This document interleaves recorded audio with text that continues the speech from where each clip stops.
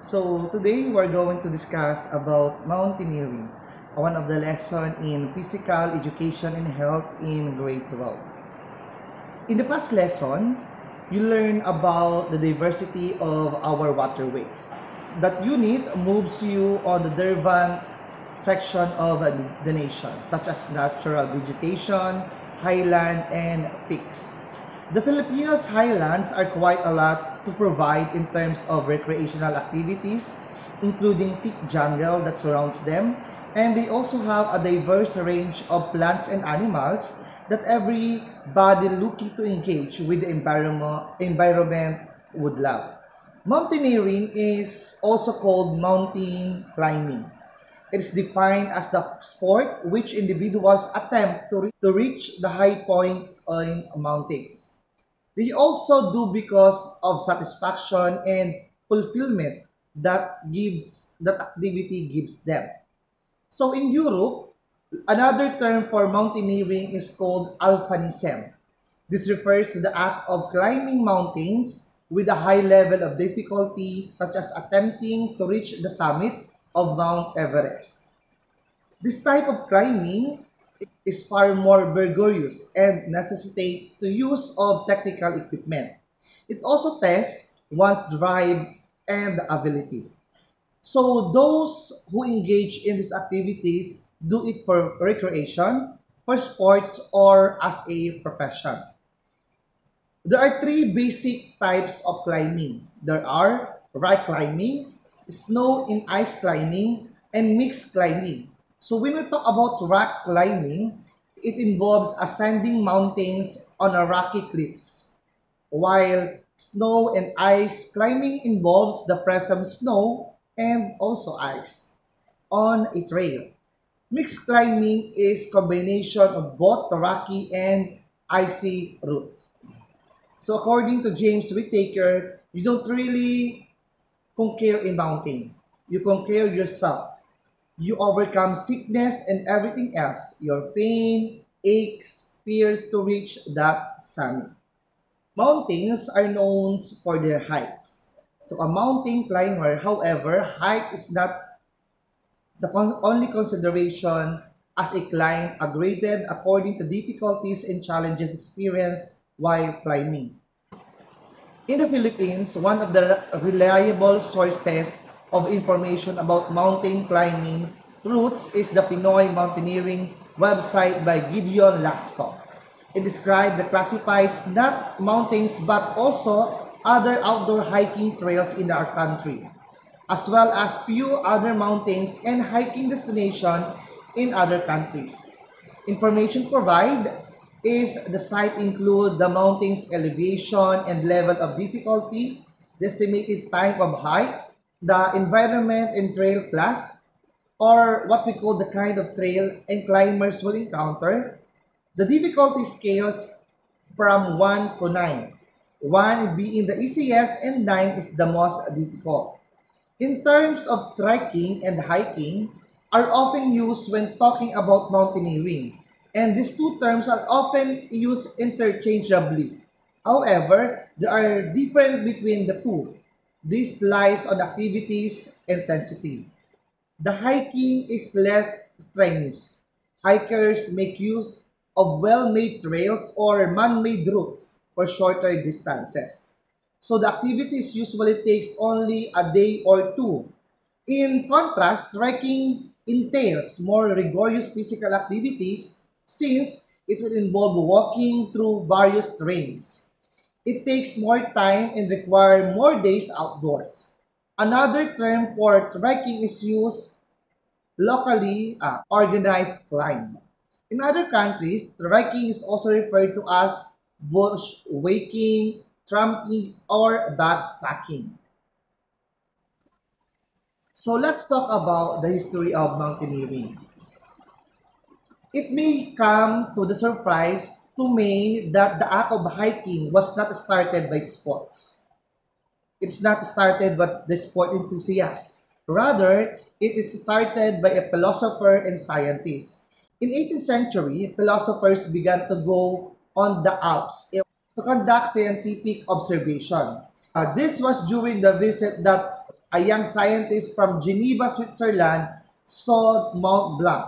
Captivated by its height, he resolved one of the climb to the summit of that mountain. Because of this fascination of the mountain, this is sure challenge others to scale the mountain and offer a prize money for that ones that climb to its peak. After 25 years, this prize money was claimed by Michael Gabriel Packard in a Chamonix doctor and Jack Balmat, his father. A year after, this assure was also able to reach the Mount Blanc summit. This became the start of mountaineering as sports or activity. In the Philippines, climbing or the climbers also started exploring our mountains in the mid 1800s. The two attempts to climb Mount Apo were done by Jose Oyanguren in 1852 and in 1870 by Senor Real. However, both mountaineers were unsuccessful reaching the summit. In October 10, 1880, a fruitful climb was taken by Joaquin Rajal. After Don Joaquin successfully reached the Mount Apo, on the summit of Mount Apo, numerous expeditions to the same mountain followed suit.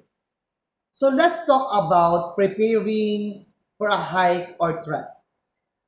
The amount of time spent preparing for a walk or expedition will determine by the difficulty of route.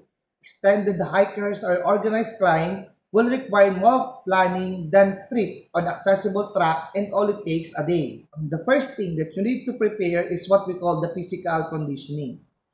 As with other physical activities, mountaineering requires one of the best physical fit in a good health. If you have any medical condition, see your physician and seek clearance before activity.